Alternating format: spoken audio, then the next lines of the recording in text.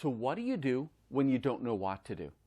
Before COVID-19 came along, I had enough to worry about. You know what I mean? As if paying the bills, feeding the kids, and managing my life in general were not enough, along came this pandemic. And COVID-19, it didn't bring answers and it didn't bring solutions. As a matter of fact, it brought more problems and more questions.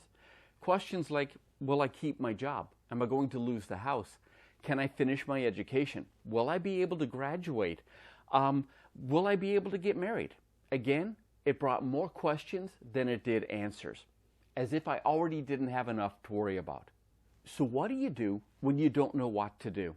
And if that's you, if you have more questions than you have answers, well, welcome to the club.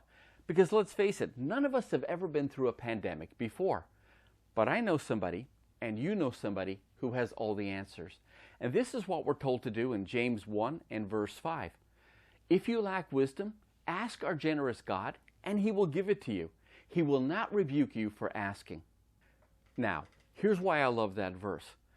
I don't know about you, but there have been times when I've asked questions and I've been made to feel stupid for asking, but not with God. You see, God gets that we're a little lost, we're a little confused, and we don't have all the answers. And if you did, well, that would make you God. But let's face it, you're not. So here's what I want you to do. I want you to go to God. I want you to ask your questions. Why? Because God's generous and He has all the answers.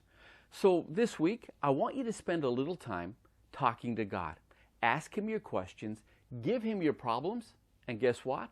You'll find those answers you've been looking for. Well, that's my devotional thought for today. Take care. God bless. Ask your questions.